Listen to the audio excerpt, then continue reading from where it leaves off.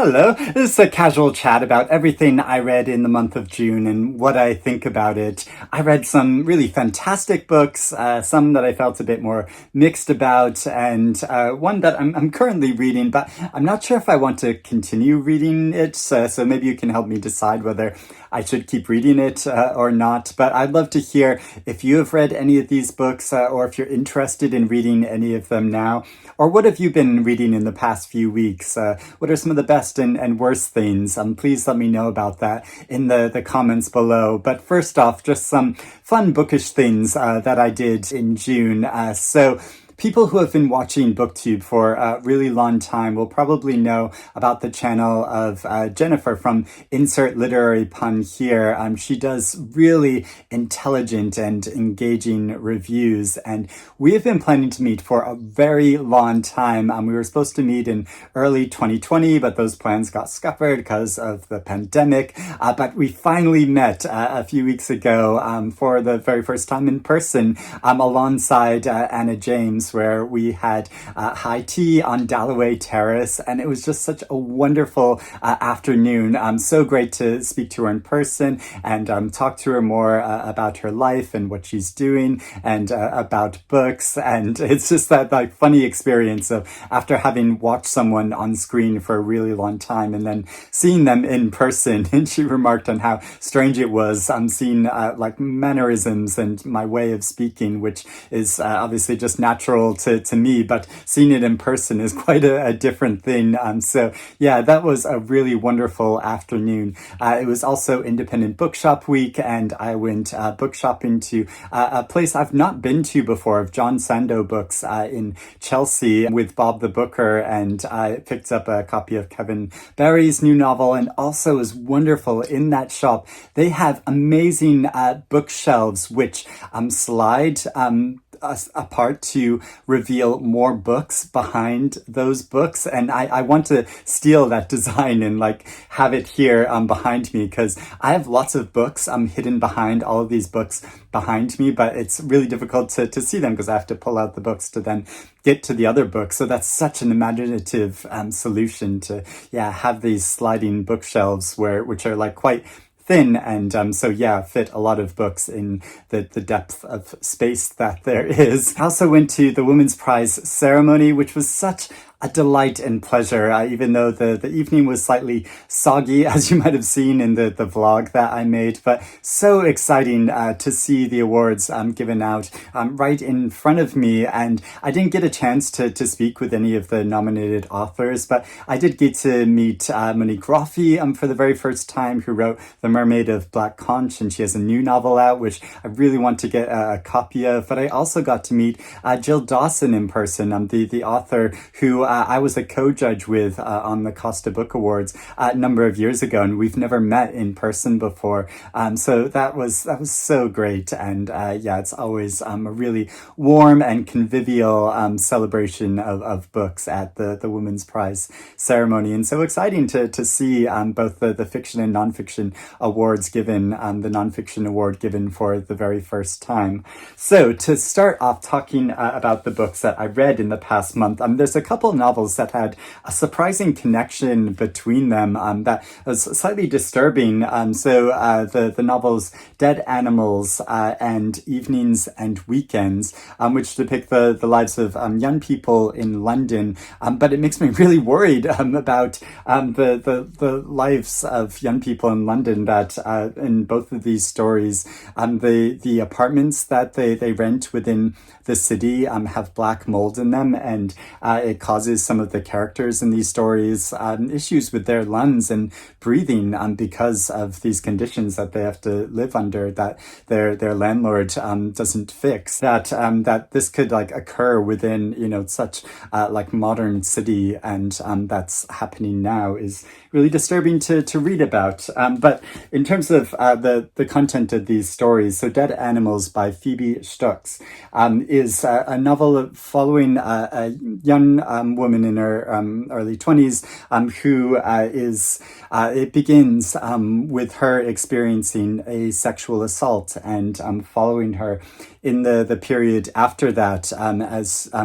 again, this is a really disturbing thing to read about the lives of young people that who experiences the sexual assault but feels like she can't really report it, like partly out of like embarrassment, partly because it's by somebody that's in her kind of like friendship group, and all of these pressures which stop her from reporting this incident. But she meets another woman who's also experienced abuse at the hands of this man, and so they connect with each other in this way, and then their connection develops into a more romantic one. And there's a really like intriguing like gothic sensibility which like infuses this whole story. There's slightly bizarre and creepy things that occur, some of it which was quite effective and some of it which was slightly hokey and I don't think like worked quite as well. There's a whole like bit about a medium that just felt like really cliched and you know, sort of like eerie and spooky, but then there are other aspects of it of like she sees foxes in the evening and sort of feels this kind of kinship with the independent lives of foxes, but mostly I appreciated this novel as a depiction of the struggles of young people in the city. She's really struggling to get by. She works in the catering business, both at a high-end restaurant but also doing like freelance catering, going to different events, and how that allows her to move in lots of very weird worlds of like upper class worlds, and yeah, how it depicts just her life and her struggles in general. So this is a debut novel, and so I felt like it is really promising, and I'd be interested to read more by this author, but I don't think it was like entirely successful as a whole. Another debut novel is Evenings and Weekends by Oisin McKeena, and so this novel follows a number of young people living in London in the year 2019 during the summertime. So it's a great summer read, and there are quite a few different characters, but as the story went along, I was able to keep track of them more in my mind and all their various connections with each other. It primarily like follows a young man who's got his girlfriend pregnant, and so they are planning to get married and to move out into the country, like away from the city, even though they have really like connected with each other, like going to dances and parties, and but now they're all young people that are, or most of the characters are young people that are like on the cusp between their 20s and 30s. And actually there's another novel that depicts that point in life, which feels like it's like you're becoming like a proper adult at that point, where it's you can't really be like just like improvising and like having fun and enjoying the experience of being an adult. You have to start making some serious decisions. I mean, not everybody has to, but a lot of people feel this sort of crisis point at then that it's like, oh, it's time to start settling down and thinking about like long-term accommodation and relationships and jobs and, you know, all of those like serious adult things. And it's really interesting how a lot of the characters in this grapple with this, but also the mother of two of the main characters. She is of Irish descent, and she has cancer, and she needs to inform her sons about this, and how it depicts that, and that how it feels like it should be this momentous occasion of like relating this really important thing that is this crisis that is occurring in her life, and just the awkwardness of trying to convey that information. I thought was so powerful, but also it's really interesting how the story in the background at the whole point throughout this novel, there's a whale stuck in the Thames, and this is a thing that a lot of the characters are aware of, and that is on the news a lot. But it also becomes like a big story that one of the marine biologists who's going to care and give recommendations for this whale that's stuck in the Thames, she resembles Princess Diana, and so how this becomes a whole like thing on the internet of people call her the Princess of Wales, Whales rather than Princess of Wales, and it seemed like a really interesting way of like capturing how information and news stories like this disseminate like throughout online and through social media, that quite like serious things then become almost like a joke and a meme, and and how this like occurs with like so many news stories in the world today, and so and how we like approach and deal with this information. And so a really engaging book that tells like quite like a complex and interesting story. There's also so much in this book about sexuality and identity that a lot of the different characters are struggling with and dealing with, as well as being a like hot summer novel. There's also a lot of like steamy scenes in this and sexual scenes that I feel like are like dealing with intimate relations in a really like engaging and interesting way that I've not read about before. So really quite a striking debut book. Also, there's a novel which I don't think I've heard anybody else talk about, and is published in this really unique format of a paper book, but in a very like lawn edition book, which is 2 Hours by Alba, Arikha. And so this is a novel following a woman's coming of age who is kind of from France, and we follow her as her family moved temporarily to New York because her father gets like a temporary job there, and she stays in they're invited to stay in a very like posh apartment of an art dealer, and because he's living in one of his other accommodations during that time, and there she meets the son of this art dealer, who is this kind of like awkward teenage boy, but quite like introverted and intelligent. And at first she decides she doesn't like him, but then she starts speaking with him and then becomes like a bit obsessed with him. And he becomes this point of contact for her that she really literally only spends 2 hours with him, which is why it's called 2 Hours, but is this encounter that sticks in her mind throughout her life, and becomes one of these things that she wonders like, oh, what if I had a relationship with this man and we had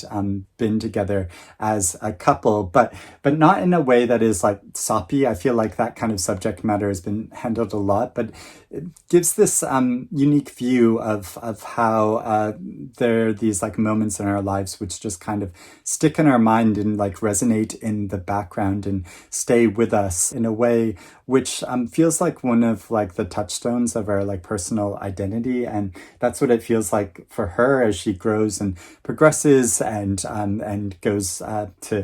to school and university and forms a relationship and starts a family, and how this always just like lingers in the back of her mind. So throughout a lot of the novel, we're following her present action and what she's going through, but there's just always this sense in the background. And so I thought it was really unique and unusual, and quite a striking novel. I also read Joyce Carol-Oates' new novel, Butcher, with my online book group, and it was really interesting to discuss this novel with everyone, although some members of the group bowed out of participating because of the content of this is known to be so gruesome, because it takes place in an insane asylum in the 19th century in America, following an unscrupulous doctor who is experimenting on female patients and indentured servants who work at this institution to try to develop theories, a lot of it about female reproduction and about damage that occurs during birth and caring for women after that. But his methods are incredibly grotesque and sinister, and so following his experimentation on these women that are really they've been kind of like tossed aside by larger society, and so they're just allowed to become his victims in this way. But and we mostly follow through his point of view of his journals writing about this period. So we're really in his consciousness, and the way that Oates portrays the absolute misogyny, which completely imbues his entire sensibility and his approach to these women that he experiments on and to medical practice in general, and really is highlighting how this has been a part of like medicine for all time, basically, but also much larger concepts of his sort of like Christian, this particular type of a Christian sensibility that like imbues his perspective, and how, you know, he thinks he's kind of been like ordained by God to be performing these actions and experimentations. And and so it's really disturbing being like locked in his consciousness, but the way that Oates like unpacks all of these like much larger things by following his point of view so closely, and also like his total like hypocrisy and his personal like egotism, and how that like drives so much of his actions, but is also looking at how the complicated way that developments were made through all of these like dodgy practices and experimentations that went on in medicine, and so really like a lot of the technological and developments that we have are like because of these things. And so the complicated morality of all of that. But the doctor becomes particularly obsessed with one indentured servant who he performs surgeries on multiple times, and so it's also really focusing on her perspective. And it's so interesting the way the narrative shifts and changes, and the ambiguity of the ending, which there's a lot of debate about in our group. And so yeah, it's a really interesting novel, though like quite a harrowing experience to go through. But I think she depicts all this violence as a way of highlighting these much larger things about our society and history. And so really interesting book. Now, a novel that was just an absolute delight to read and so immersive and wonderful was Orbital by Samantha Harvey. And this story following 6 astronauts as they are in a station which is continuously circling our world, and their observations of our planet, but how it also gets into their personal histories and recollections of what is occurring, but also reflecting upon the state of the planet, and how they have a very strange relationship with both like space and time, because of this very unique position that they have in relation to our world. And so there are slight like plot things that are in the story, but it's really not a plot driven story. I mean, there is one character whose mother has died, and so is experiencing grief like that, and like a huge separation from that experience, being stuck in space like this, and another character that's starting to experience signs of illness. But there's also a typhoon developing on the planet Earth, which they observe the development of and report on to back to Earth, to let them know that this is occurring and endangering the surrounding islands in the South Seas where this typhoon is developing. But otherwise, there's not too many like plot things. It's more just really beautiful like observations about the planet and the way that they move around the world. And this is like plotted throughout the novel with a map at the very beginning, where you can see the path of their space station through the sky in relation to the world below. And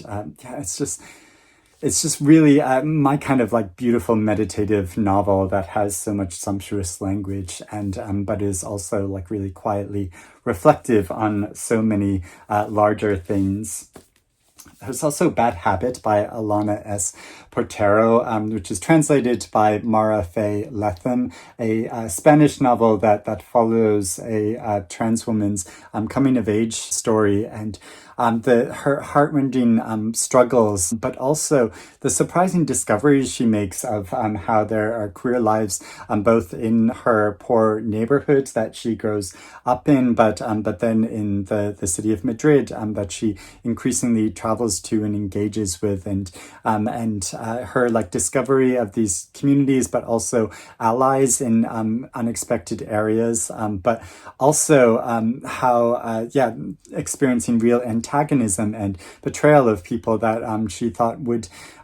be her allies, and so it just shows the real rough journey and complicated experience of coming of age as a trans woman. It was so fascinating and moving following this journey that I became completely wrapped up in. And also Pedro Almodovar, he endorses the book, saying I urge you to read Bad Habit. And there's one section where she talks about how she watched the movie Labyrinth of Passions and was so inspired by that Almodovar movie. So it's just sort of funny to think of him reading it and then getting this reference to a film of his own, but there are also lots of really like charming references she makes as well. At one point, she is made to take this martial arts class and talks about how she has a surprising strength in her body because of dancing to so many Madonna songs, and so there's a lot in this I felt like I could, even though it took place in a different country than I grew up in, and following the life of a trans woman, that I felt like I could like connect to and relate to, because this central character who's unnamed, is roughly like my contemporary as somebody growing up in the 80s. So yeah, I could really connect to it on that level. But also she goes to see like a sports game at one point, and calls it a kind of medieval ritual filled with these like hyper masculine men and like farts, and yeah, I just found that really amusing. So there's so much about this story that really charmed me, but also like taught me a lot and showed me a really different perspective, and was such an engaging story. And also another book that I really connected with, of a character whose experience is very different from my own, but that I really connected with so much because of on many different levels of Martyr by Kaveh Akbar, and following his story of a American Iranian man who has never known his mother. His mother died in this tragic incident where her commercial plane was shot down by, it was just a passenger plane, and it was shot down by the American government. And so living with that tragedy, and his father who struggles to care and support him and does really grueling manual labor to help support him and his son, and who dies a premature death partly because of this, and following this young man's life as he is trying to come to terms with all these things about his past, but also just to live in the present, and who wants to be a poet, who wants his life to have meaning and possibly his death to have meaning, and I found it so engaging following his story, but also the creative way that he approaches this tale, and the conversations he has both in person but also imaginary conversations, because he's an alcoholic, he goes to AA, and so the exchanges he has with his sponsor, which are really confrontational, and the way he forces him to evaluate his own preconceptions and prejudices, as well as recognizing that he is someone that experiences a lot of prejudice in modern day America. I thought it was so complex and engaging, and just a wonderful, wonderful story. And Claire Messud's absolutely like epic and beautiful family tale, this strange, eventful history following a family through three generations, primarily from World War II to the recent past of 2010, and in living in many different corners of the world, how the family are separated, how they come back together, how it explores their French-Algerian history and the impact that the war and events in the world have upon their lives, but also following their personal decisions and the small moments in their lives, not and like pivotal moments, but moments more of like reflection and taking stock, and how it traces their different paths and the two central characters of a brother and sister, how it follows the trajectory of their full lives, is really moving and involving, and and so I think this is a really like wonderful and fascinating, unique way of looking at the past, which I've not read in too many other novels before, but is just so beautifully done. Like the quality of Claire Messud's sentences are just stellar. And I also read this graphic novel, which doesn't actually use any text in it, called Giant by Mollie Ray, which is following a young man and a relative in a family that has cancer, and following his treatment and the connection and disconnection of this family, and how one character wakes up one day to find that he's growing to huge proportion and size. And this was like a really interesting way of like tracing this journey, and there are many moments of it and like small gestures that I found very emotional. But because there's no text, just because I'm so used to reading novels, I found it a real challenge to follow the narrative, but also because all the characters are depicted as these kind of strange, like big creatures that are, not very human. And so actually distinguishing them from each other was quite challenging as well, and saying like, oh, is that the same character as I was following before? And so I found this book like interesting challenge to read, but also a really tender book, and showing the connections between these characters through this period of illness. So it was very unique, though just not an entirely like satisfying story to me that I usually like to get from novels that I've been reading. And I'm also like currently reading a Leopard Skinn Hat by Anne Serre, which is translated by Mark Hutchinson, and it's a French novel following a friendship between two characters. One has like mental conditions which make her very different from everyone else around her, and we follow the narrator, as he is labeled in this story, as he makes observations about his friend who has this special condition, and about his connection and friendship with her, and the struggles of both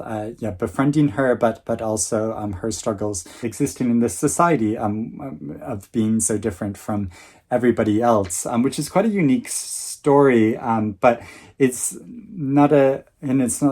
traditional like form of narrative, and the author even like comments at one point, or the narrator in the story comments at one point, that like I wish I could write traditional stories and plot, but that's not how I write, and so like I respect that in a way, but the way that that the author has chosen to frame this story of labeling this character as narrator, who's obviously distinct from the author herself, but trying to figure out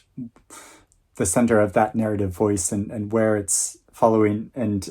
also getting a larger understanding of the stories of these characters and their lives outside of the context of their interactions with each other. I'm slightly struggling with that, and I'm not sure if I want to continue reading this book or not. I don't know. What do you think? And have you, especially if you've read this novel, like, please let me know what you think of it. But I'm also currently reading with my online book club the novel Caledonian Road by Andrew O'Hagan, and we so I've just started this, and we're just going to start discussing it very soon. So if you're interested in reading this and following along,